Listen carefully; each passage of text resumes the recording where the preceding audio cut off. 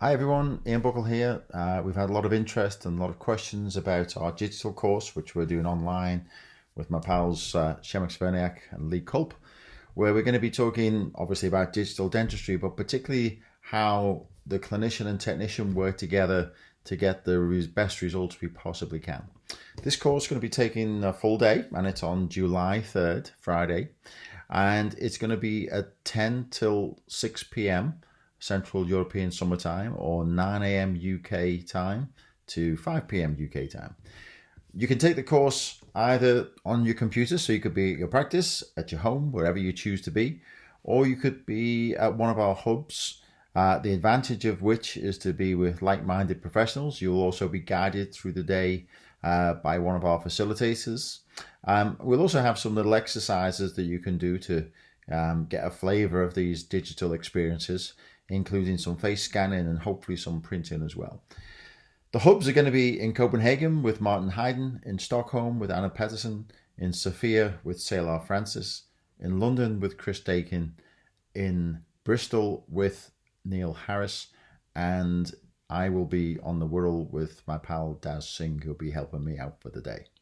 The cost for the day is going to be just $375. That's going to include taxes as well. So if you're entitled, you can claim those back if you are able.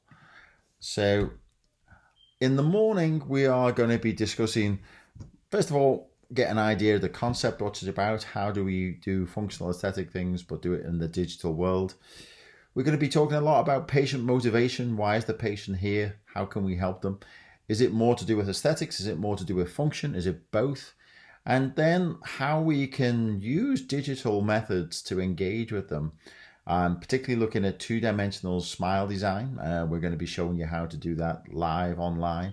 Przemek's going to be guiding you through that experience.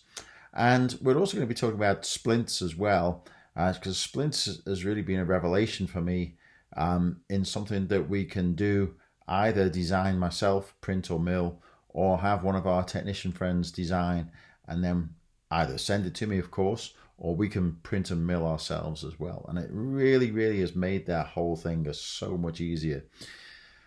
One of the really key things to making our lives easier is understanding vertical dimension and which vertical dimension to work at and when we need to do it. So we're going to be concentrating on that. We're going to help you. That's going to help you tremendously.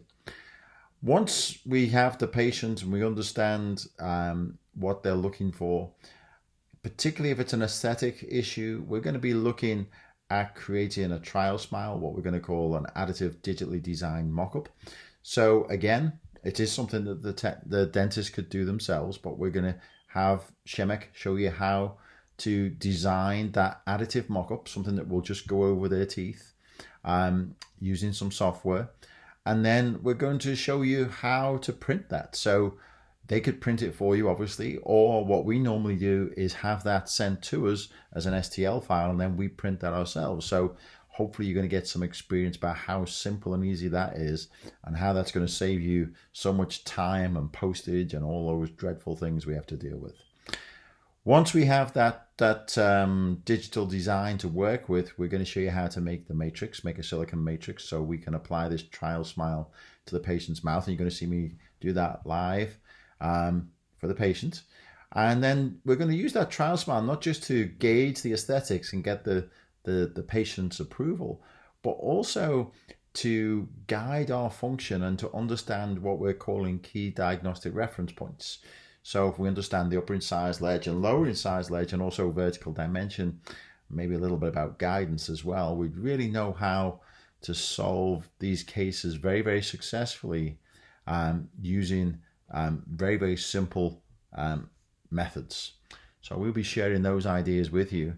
And then in the afternoon, we'll be talking about sometimes that this is a little bit more intricate than just the simple little cases we're talked about there. And if they are more complicated, then what's the advanced records that we might need? And that might be a face scan. We'll show you how to do that. We'll talk about modjaw and how that can help us understand the function of the patient. And then we're going to use that information. Lee's going to share with us how to assemble a virtual patient. So we have all that information. He's also going to talk about how, once we've done that virtual design, we can actually use something like IvoSmile to let the patient see virtually the exact design in their mouth.